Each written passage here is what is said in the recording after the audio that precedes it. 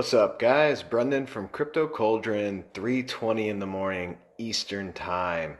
Why am I broadcasting so late? Because special update for our European friends and people in different time zones, and I'm still awake.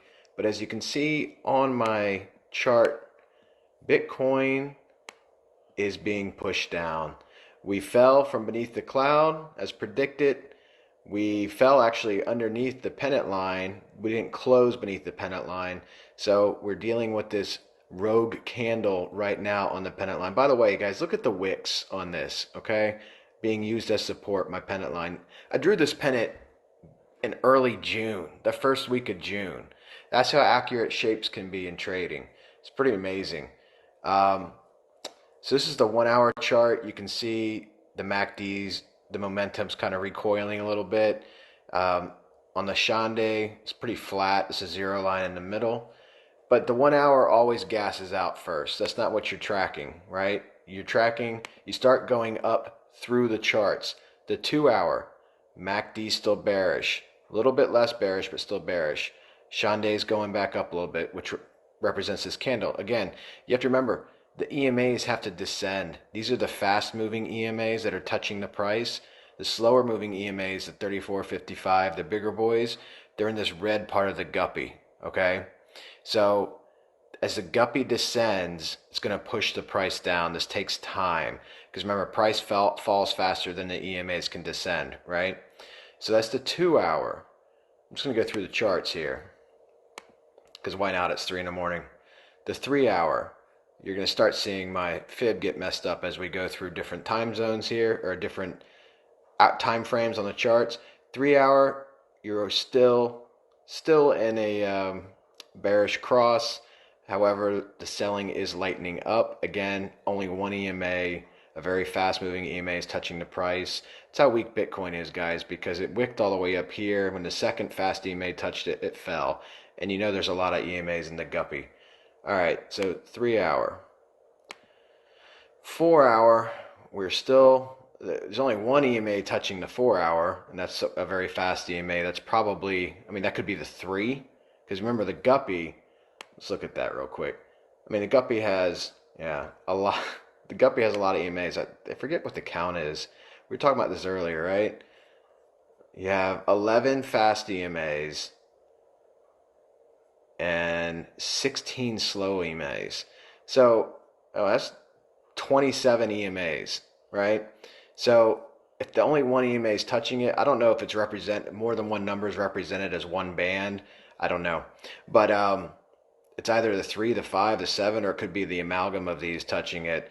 Point is, Bitcoin's very weak because you have one band touching it here, and it's keeping the price down. We want to see this fall out of the pennant. Again, on the 4 hour, you're solid red. Not a big swing here, as you can see, momentum-wise. You want to see like big swings to get a strong push down. So I don't know if we'll be able to exit the pennant with this kind of momentum.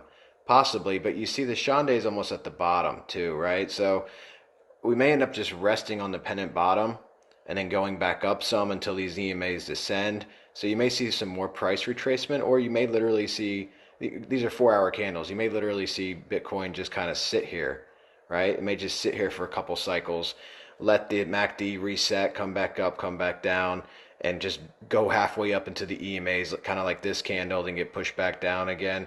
It's going to be a process. Like I told you in a previous video, basically you're going to leg down one of two ways, right? So from here, if this next candle forms, you could just do something like this, have half the candle through it. The next candle will be right here, maybe come a little further down.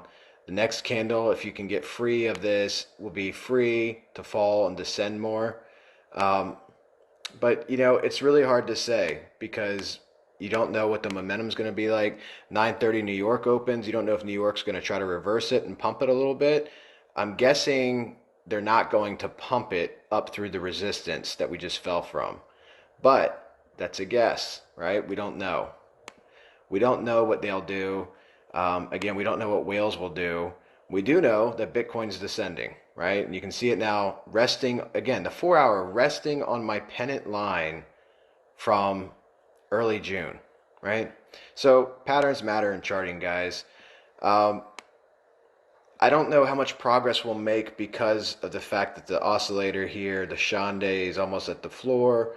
It can still go down some more, but the MACD in the 4 hour is still going strong in a selling position.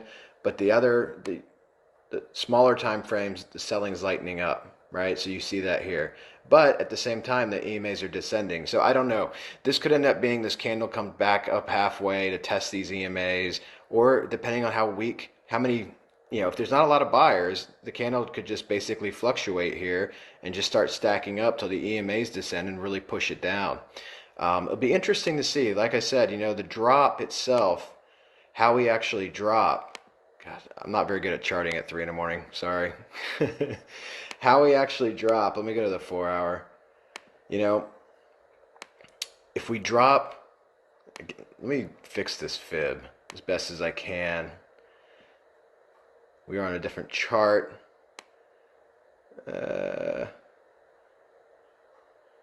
You want to go from the candle that started the trend and to a closed candle. You don't want to be on an open candle with your fib. So I matched it here, but this is only what, 3 candles in a trend, 4 candles. So this isn't the best way to lay a fib, but this is just for a rough idea. Okay. Normally you'd want to have a lot more candles to get an accurate fib reading, because you never want to use an open candle. So I'm using this closed candle here, but that limits it to to 3 candles. So just gives you an idea of support and resistance, right? So we're pretty much resting on that pennant slash the 33.57, and then you have the 31.822, 29.822. I don't know if we'll make that much progress tonight, guys. I mean, maybe we can get out of the pennant and just be hitting, because price always retraces. So maybe we start hitting our head on the pennant slash fib here and just kind of move along the side. It really just depends. I mean, we don't know who's going to step in the morning. Are buyers stepping in or are sellers? When the market's open in the Far East, like China, which it may be open now, I don't know if it is or isn't. Are they going to sell? Are they going to buy?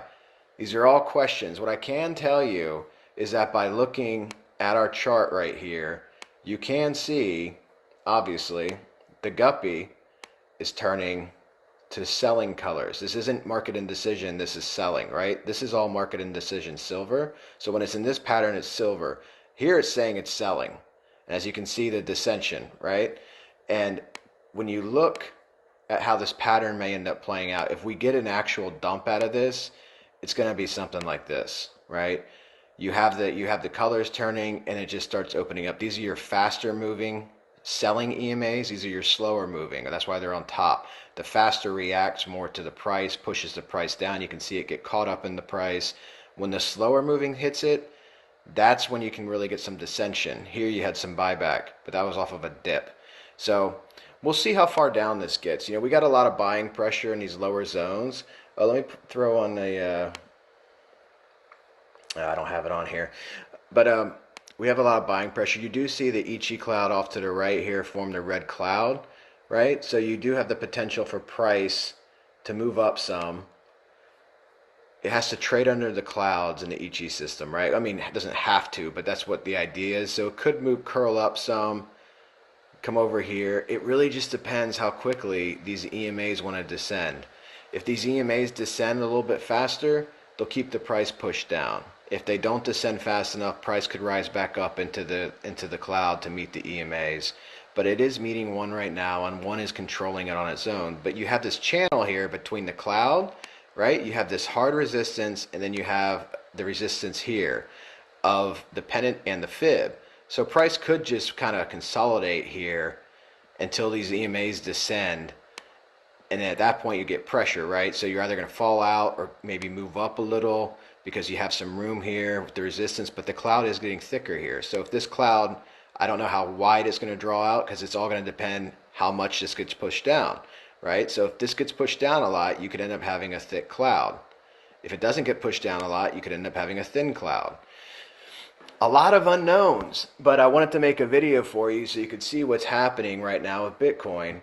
Let me get rid of some of these lines.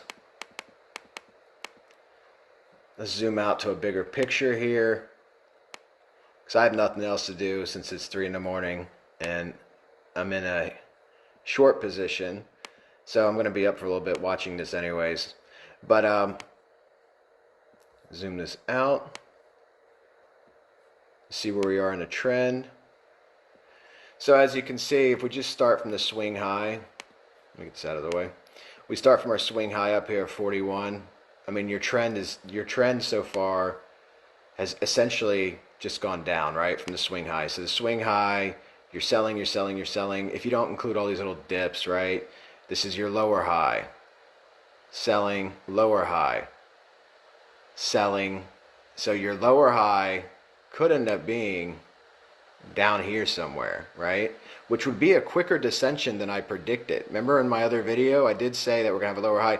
Remember I talked about the time difference here between these, this loss of the swing pattern failure here, June 15th, and then you retest it, depending which candle you want to pick. So you have a few candles to pick from. Let's take the last one. June 15th, June 18th, right? You had a 3-day period before this 11,000 point drop, 11,500 points. You had a 3-day period. Here, if you take the last candle before you start selling off, June 29th, and if you take the first candle that you tested it on to July 4th. So 5 days. So 3 days here, 5 days here. After the second time you tested this, you had the 11,500 points. Remember I told you I don't know if this will be 11,500 points. I don't know what this is going to be, but it is the second test in a 5-day period of the same exact resistance, which is the 200 moving average, right? So I anticipate, you see the price falling out of the pennant right now, actually. I anticipate us dropping. I don't know if it'll be a legging down pattern or not. Here goes the price starting to drop. So it depends. If we end up hitting, we could end up falling to this fib level here, or we could end up just kind of hovering here. The next candle close or opens in a little bit less than 30 minutes at 4 a.m. Eastern. I can't believe I'm still awake for this. So this candle, if it stays below this fib, is going to open up here in this area. Now, we're starting to get away from the EMAs, right? So when this happens, as we've talked about many times, when this happens, you do get price retracement, right? So we have this is how weak Bitcoin is, though, is that you have the fast-moving EMAs, they're very low numbers, a 3, 5, 7. They're pushing the price, right? That's how weak Bitcoin is. So you have to understand that in the grand scheme of things. But as these other EMAs descend, that's going to be your wall of resistance to the rise up, right? So now you're falling through the pennant. But I don't know how much velocity you'll get. I mean, if Bitcoin's really weak, it could drop, okay? Because it's being pushed by very small moving averages, very small EMAs. It could drop. It could also just sit here, and this is 4-hour EMAs, so these could take a while. I mean, this could be 8 hours before these things ascend, like 2 more full candles before these really come down to maybe like this level, and then the price is just banging its head, and then it falls down, comes back up, falls down. So that's what I told you. You could do something like this, where you leg down, consolidate, bang your head, consolidate, leg down, and just repeat that pattern. Or you guys could wake up in America and watch this video, and we did something completely different, and you know, we ended up doing something more like this, where we fall, we hit this, maybe we leg over, we fall, we hit this, and you're like, wow, what did I miss? I mean, we just don't know what the pattern's going to be, how it's going to fall. This is very low volume right now, guys, because it's so late at night. I mean, there's nothing open in the U.S. Obviously, hedge funds and stuff have people trading, but you know, retail, most of them are asleep. Even on the West Coast, like California, it's midnight. It's 12:30, and it's 3:30 for me on the East Coast. So it'll be interesting to see what happens if people start selling in the morning, or if people are like, I'm holding no matter what. So remember, there's always a panic number. We don't want to know what that number is. We got down to 28 last time. We don't know what the panic number is when people start saying, oh my God, I got to sell. But real quick, so we have this 33K, 31,822. Again, these are just fib numbers. I just threw this on a very small sample size. I cannot say it's 100% accurate, okay, because this is a 4-hour chart. 29,822, 27,828. I'm guessing the stronger support, a lot of these, if we get past the 30s, like if we get past this 31, I think we're getting through the 29 pretty easily, because that's higher than our previous crash site. And I think where you get hung up somewhere is in here, 29 to 27. And if we get through that, like if we get sideways consolidation and then a drop, then you start getting into these lower numbers where you get the 26 and the 25s. And like I said, my prediction has consistently been 20 to 25K Bitcoin. Okay, doesn't mean you'll get there. You can buy or step in at any time. And you could also go lower. I mean, you could go, there's people on the internet talking about 18K Bitcoin. But my prediction is 20, as you know from this fall from the pennant, it's still in the 20, 25K range. Look how far down that is. I mean, that would be insane. Can you imagine the prices on the projects that you like if we get down to 20K? I mean, ecstatic. People in Cauldron are going to be ecstatic. So, all right, guys. Well, I would sit here and watch this with you, but then this would be an 8-hour video and you're going to be bored out of your minds. You're going to wake up and see where Bitcoin is and not have the need to watch the video. So thanks for staying up late if you happen to see this tonight and you're in the US. If not, guys, keep an eye on this. If you're in shorts or you're thinking about opening shorts, start looking at prices of your alts.